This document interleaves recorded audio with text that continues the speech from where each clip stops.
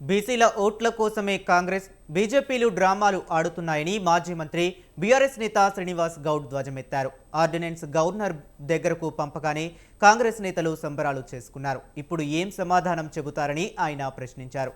CM మంత్రులు BC బిల్లులు ఆమోదించుకోవటానికి ఢిల్లీ వెళ్లి పాస్ అయ్యాకే హైదరాబాద్ తిరిగి రావాలని డిమాండ్ చేశారు. ఆయన రాష్ట్ర ప్రభుత్వం విచిత్రంగా ఉంది, కేంద్ర ప్రభుత్వం ఇంకొక విచిత్రంగా ఉంది. రాష్ట్ర ప్రభుత్వం ఏం చెప్తుందంటే మేము 42% 80% ఇచ్చి తీరుతామన్నారు. హడావిడి చేసిండ్రు, హడావిడి చేసి మొత్తం మీద జనగణన చేసిండ్రు, దేశానికి రోల్ మోడల్ అన్నారు. అయిపోయి ప్రపంచంలో ఎవరు చేయలేదు మేమే కనిపెట్టాం అన్నట్లు ఢిల్లీలో మొత్తం పవర్ ప్లాంట్ ప్రెజెంటేషన్ అయిపోయి దేశానికి బీసీలంతా కాంగ్రెస్కి ఏమైంది మేము రోల్ మోడల్ అయినాం మొత్తం టోటల్గా.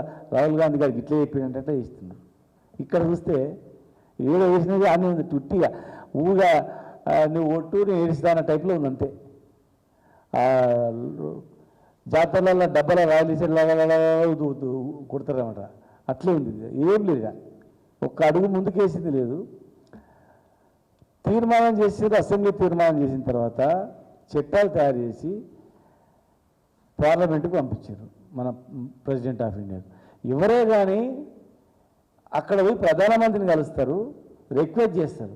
కానీ వీళ్ళు అసలు అడిగి చేరకముందే రైలుకు ఒక సంఘము బీసీ సంఘం ధర్నా చేస్తే వీళ్ళందరూ పోయి మేము చాలా గొప్ప చేస్తామని హంగామా చేసేసారు.